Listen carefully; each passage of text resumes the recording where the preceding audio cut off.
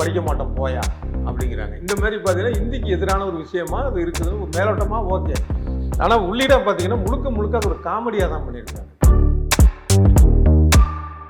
தமிழ் பெண்ணை காட்டினப்போ என்னன்னா அதீதமாக முகத்தில் மைய பூசி தமிழ் பெண்கள் அப்படின்னால தமிழர்கள்னாலே கருப்பாக தான் இருப்பாங்கங்கிற மாதிரி இப்படி நிறைய சர்ச்சை வந்து தமிழ்நாடு அரசே அதை தடை பண்ணணும்னு சொன்னிச்சு அந்த தொடர். சில பேர் வந்து பிரச்சனை பண்ணுவாங்களோ கலவரம் பண்ணுவாங்களோலாம் இருந்தது, ஆனால் யாருமே அது மாதிரி பண்ணலை. ஏன்னா அப்போ வந்து கலைஞர் வந்து முதல்வராக இருந்ததுனால பயந்துட்டாங்க. சாட்சி அமைப்பு இவங்க பேசுகிற முறை எல்லாமே பார்த்தீங்கன்னா நம்ம சிந்திக்கவும் வைக்குது, சிரிக்கவும் வைக்குது. ரத்தமும் சதையுமா இருக்கும் அந்த திரைப்படம். வந்து உண்மையாகவே பாதிக்கப்பட்ட ஒரு குடும்பத்தை வந்து நேரடியாக பார்க்குற மாதிரி இருக்கும். இந்த வீடியோவை உங்களுக்கு வழங்குபவர்கள் பேசஸ் pay, secure digital payments with multiple features and great success rate. வணக்கம். இன்றைய சந்திப்பில் நம்முடன் இணைந்திருப்பவர் பத்திரிகையாளர் டிவி சோமு அவர்கள். வணக்கம். வணக்கம். கீர்த்தி சுரேஷ் ஒரு பிரஸ் மீட் நடந்தது. ரகு தாத்தான்னு ஒரு படத்தில் நடிச்சிருக்காங்க. அதில் வந்து இந்தி எதிர்ப்பு போராட்டத்தை பற்றி நாங்கள் இந்த படம் பண்ணல, இந்தி திணிப்பை பற்றி பண்ணியிருக்கோம் அப்படிங்கிறாங்க.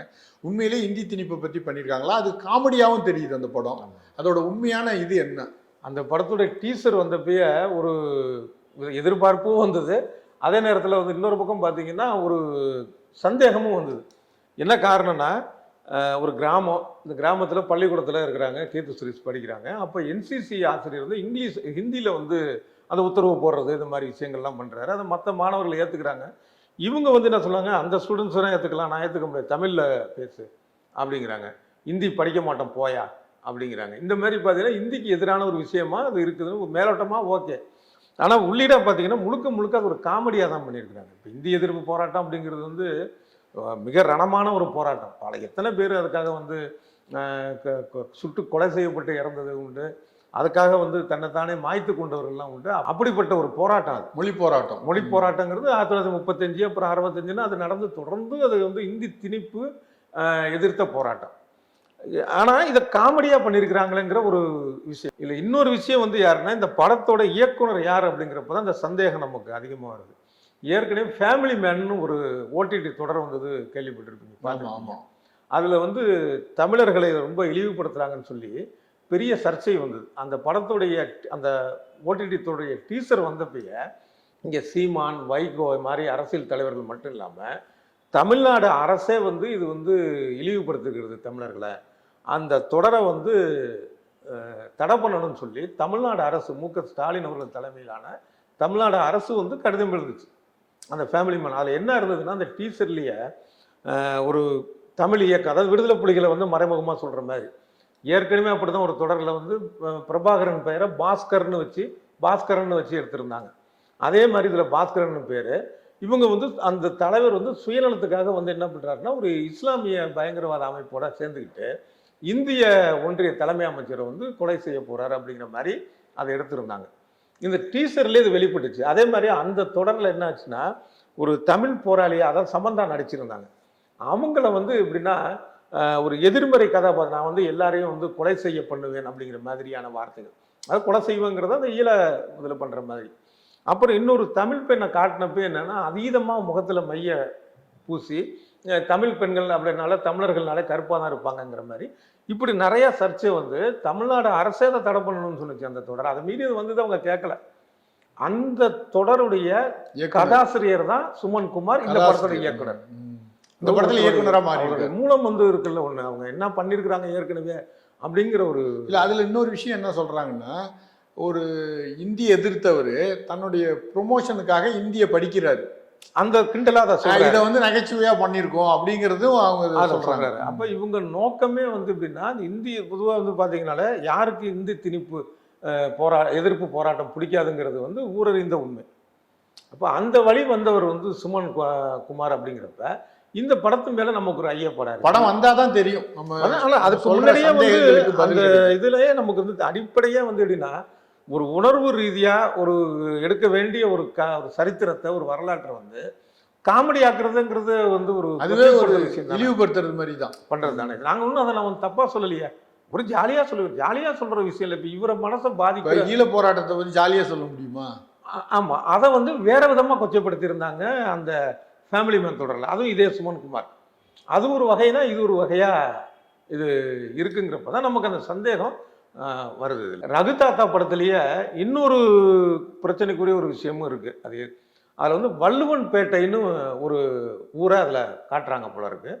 அந்த ப்ரெஸ் மீட் நடந்தப்ப அந்த ஹோட்டலில் அந்த வள்ளுவன் பேட்டைன்னு போட்டு ஒரு கிராமத்து வீடு மாதிரி ஒரு செட்டப் ஒன்று வச்சுருக்கிறாங்க. இதில் வள்ளுவர்னா திருவள்ளுவரை குறிக்கும் எல்லாருக்கும் தெரிந்த ஒரு விஷயம். பேச்சு வழக்கில் வள்ளுவன் சொல்கிறது உண்டு. ஆனால் பொதுவாக வள்ளுவர் திருவள்ளுவர் இதான் சொல்லுவாங்க. வள்ளுவன்கிறது வந்து பட்டியல் இனத்தில் இருக்கக்கூடிய ஒரு ஜாதி அது. அப்போ அதுக்கான ஒரு பெயர்கள் இருக்குது. அது என்ன விஷயம் அப்படிங்கிற ஒரு கேள்வியும் இப்போ எழுந்திருக்கு. இந்த ரெண்டாவது விஷயம் கூட படம் வந்ததுக்கப்புறம் அவங்க சமாளிக்கலாம். ஆனால் இது வந்து ஒரு மிகப்பெரிய ஒரு மொழி போராட்டத்தை வந்து எந்த அளவுக்கு இவங்க காமெடியாக எடுத்திருக்காங்கங்கிற அந்த ஒரு சர்ச்சை வந்து தொடரும் தான் தோணுது. இப்போ பெரியார் வந்து ரீரிலீஸ்ன்னு அறிவிச்சிருக்காங்க. பெரியார் படம் வெளிவந்த காலகட்டத்தில் மிகப்பெரிய வரவேற்பு பெறலை அந்த படம். அரசு உதவியோடு அது வந்தால் கூட இந்த தலைமுறைக்கு இந்த படம் எந்த அளவுக்கு உதவியாக இருக்கும், எந்த அளவுக்கு அவங்க பார்ப்பாங்க? நீங்கள் சொன்னது உண்மைதான். எதிர்பார்த்த அளவுக்கான ஒரு வரவேற்பு அது பெறலை. ஆனால் அந்த படம் பார்த்தவர்கள்லாம் வந்து என்ன மாதிரி சொன்னாலும் இது வந்து மறுபடியும் இது வந்து ரீரிலீஸ் ஆகணும் அடுத்த தலைமுறைக்கு அப்படிங்கிற ஒரு ஆர்வம், ஒரு ஆதங்கமே வந்து பல பேருக்கு இருக்குது. இப்போ திராவிடர் கழகத்தின் சார்பில் பெரியார் விஷன் அப்படின்னு ஒரு ஓடிடி ஆரம்பிச்சிருக்கிறாங்க. உலகத்திலேயே முதன்முறையான ஒரு சமூக நீதிக்கான ஒரு ஓடிடி இது. இதுக்கான துவக்க விழா நடந்துச்சு. அதில் முதலமைச்சர் அவர்கள் மு க ஸ்டாலின் வந்து வர முடியாத ஒரு சூழலில் வாழ்த்து செய்தி அனுப்பியிருந்தார். அந்த மாதிரி இது ரொம்ப இந்த கால இளைஞர்களுக்கு வந்து ரொம்ப அவசியமான ஒரு சேனல் இது அப்படின்ட்டு. அந்த நிகழ்வில் கலந்துக்கிட்ட சத்யராஜ் பேசுகிறப்ப தான் இந்த விஷயத்த சொன்னார். பெரியார் படத்தை கூட டிஜிட்டல் முறைப்படி நவீனப்படுத்தி வச்சிருக்கிறதா அங்கே சொன்னாங்க. அந்த படத்தை மறுபடியும் ரிலீஸ் பண்ணணும். முதல் முறை ரிலீஸ் ஆகிறப்பே வந்து ஒரு வித பயம் இருந்தது. என்ன காரணம்னா சில பேர் வந்து பிரச்சனை பண்ணுவாங்களோ, கலவரம் பண்ணுவாங்களோலாம் இருந்தது. ஆனால் யாருமே அது மாதிரி பண்ணலை. ஏன்னா அப்போ வந்து கலைஞர் வந்து முதல்வராக இருந்ததுனால பயந்துட்டாங்க. இப்போ கலைஞரை விட இன்னும் வேகமானவர் மு க ஸ்டாலின் வந்து முதலமைச்சராக இருக்கிறாரு. இந்த சூழலில் இந்த படம் வரணும் அப்படின்னு சொல்லி அவர் சொன்னார். அப்புறம் நான் இந்த திராவிடர் கழகத்து சார்பில் விசாரிச்சப்பையும் அந்த படம் வந்து ரொம்ப வெளியிடுவதற்கான ஒரு எண்ணத்தோடு தான் தயாராக இருக்குதான். அநேகமாக தந்தை பெரியாருடைய பிறந்த நாள் செப்டம்பர் 17 இல்லை நினைவு நாள் டிசம்பர் 24 இதை ஒட்டி வரக்கூடிய ஒரு சூழலில் விரைவில் இந்த வருடமே கூட அந்த திரைப்படம் வெளியாவதற்கான சாத்தியக்கூறு. ஏன்னா அடுத்த தலைமுறை பெரியாரை பற்றி தெரிஞ்சுக்கிறதுக்கு அது ஒரு இன்னொன்று அந்த படம் வந்தப்பயே வந்து ஒரு விமர்சனம் இருந்தது. அதாவது அந்த படம் முடிஞ்சு வெளியில் வர்றப்ப ஐயோ பாவம் ஒரு நல்ல மனுஷர் இறந்துட்டாரே அப்படிங்கிற ஒரு எண்ணத்தோட சோகத்தோட வரக்கூடியதாக இருந்தது. ஆனால் பெரியார் வாழ்க்கையை அப்படி காட்டக்கூடாது. அவர் மரணத்தை பற்றின விஷயத்தெல்லாம் கவலைப்பட்ட ஆள் கிடையாது. அப்போது அவருடைய ஒரு குறிப்பிட்ட ஒரு போராட்டத்தை, அது வந்து ஒரு கோயில் நுழைவு போராட்டமாக இருக்கட்டும், ஏதோ ஒரு எத்தனையோ போராட்டம், சட்ட எரிப்பு போராட்டம், அந்த படமே அப்படிதான் இருக்கும். அந்த குறிப்பிட்ட ஒரு போராட்டத்தையே முழுநீள திரைப்படமாக எடுத்தால் ஒரு உத்வேகம் வரும். அதை விட்டுட்டு ஐயோ பாவம் அப்படி இறந்துட்டார் ஒரு நல்ல மனுஷங்கிற மாதிரி இருந்தது. இந்த துணியை மாற்றிருக்கலாம் அப்படின்னுங்கிறது இருந்தது. இது அடுத்தடுத்த படங்களை அவங்களே எடுக்கட்டுங்க. இந்த மாதிரி குறிப்பிட்ட பெரியாருடைய ஒவ்வொரு போராட்டத்தை பற்றியுமே ஒரு படம் எடுக்கலாம், வரட்டும். இந்த படமும் ரீரிலீஸ் ஆகட்டும். இது இந்த தலைமுறை தெரிஞ்சுக்க வேண்டிய ஒரு திரைப்படம் தானே. அப்புறம் வந்து பா ரஞ்சித் உடைய அந்த குழுமத்தில் இருந்து பாட்டில் ராதா அப்படின்னு ஒரு படம், அது கொஞ்சம் வித்தியாசமா இருக்கு அப்படின்னு சொல்றாங்க. அந்த படம் எப்படி வந்திருக்குது? பொதுவாக பா ரஞ்சித் இயக்குன படங்களாக இருந்தாலும் சரி, இல்லை வந்து அவர் தயாரிக்கிற படங்கள் பார்த்தீங்கன்னால ஒரு சமுதாய ரீதியாக நம்ம கவனிக்கத்தக்க அளவில் இருக்கு. ஜே பேபி இப்போ ரீசெண்டாக வந்தது, அது ஒரு ரைட்டர், நல்ல அருமையான படம். ஒரு தாய் பாசத்தை ரொம்ப ஒரு இயல்பாகவும் இருக்கும் அந்த படங்கள் எல்லாமே. அது மாதிரி இரண்டாம் உலகப் போரின் கடைசி குண்டு அப்படின்னு ஒரு அதிக நாதிரை இயக்குனர். அந்த படம் பெருசாக போகலை, ஆனால் அருமையான ஒரு படம். ரைட்டர் இப்படி வரிசையாக அவருடைய தயாரிப்புகள் இருக்கிற படம் எல்லாமே ஒரு எதிர்பார்ப்பை ஏற்படுத்தக்கூடிய ஒரு சமூக நோக்கில் இருக்கக்கூடிய ஒரு மாறுபட்ட கதைக்களம். ஆமாம், அதே மாதிரி இந்த திரைப்படம் ஒரு பெரிய ஒரு எதிர்பார்ப்பை ஏற்படுத்தி இருக்குது. இந்த படத்தை இயக்குனர் வந்து இவர்கிட்ட உதவி இயக்குனராக இருந்த தினகரன் சிவலிங்கம்.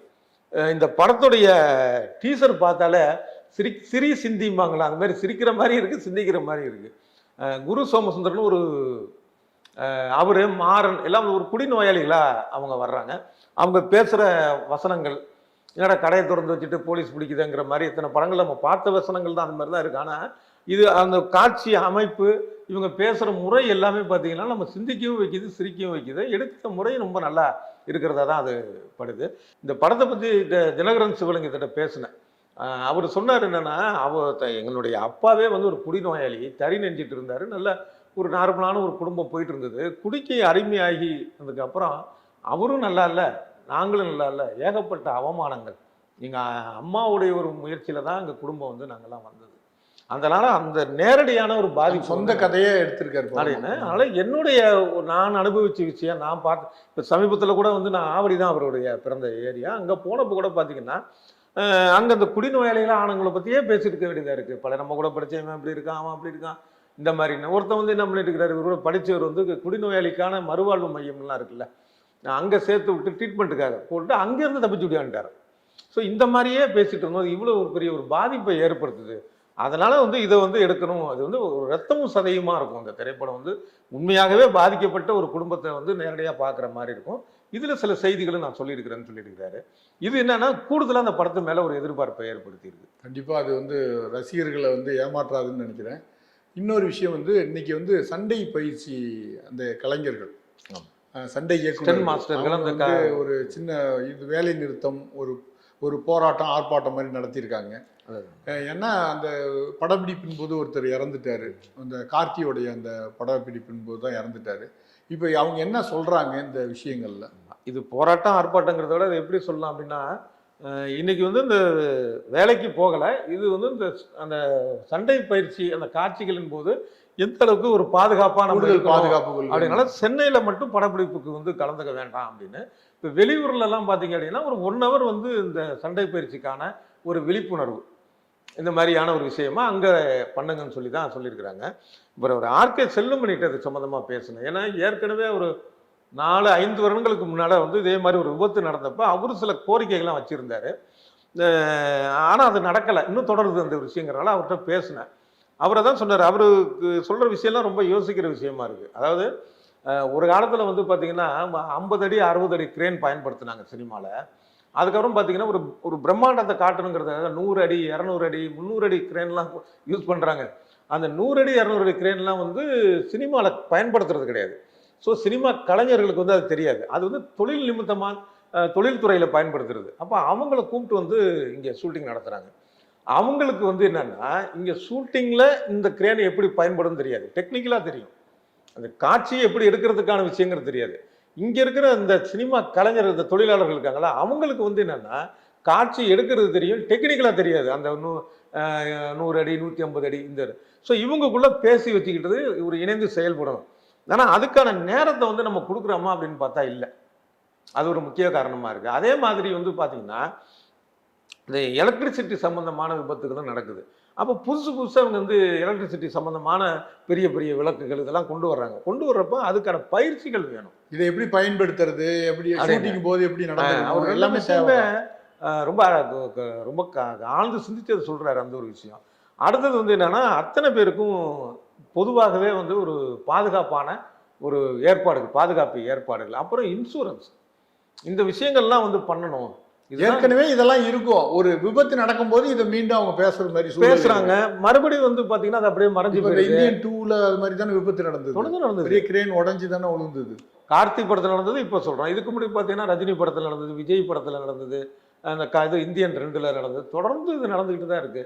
சில சமயங்கள்லாம் பாத்தீங்க அப்படின்னா விஜய் ஆண்டனி வந்து அது வந்து மலேசியால அவரே வந்து ஒரு படப்பிடிப்பு தளத்து விபத்துல வந்து காயம் ஏற்படுது இல்லை, பெரிய ஹீரோக்களுக்கும் வருது இல்லை. உயிரை துச்சமா மதிச்சு தான் அவங்க நடிக்கிறாங்க. ஆனாலும் கூடுதல் பாதுகாப்போட நடிக்கிறது வந்து ரொம்ப முக்கியமாவது. இந்த ஒரு விஷயத்தை வந்து கவனம் எடுத்து தயாரிப்பாளர்கள் வந்து இதுக்கான ஒரு முன்முயற்சியை அவங்க எடுக்கணும். மீண்டும் பேசுவோம். நன்றி, வணக்கம்.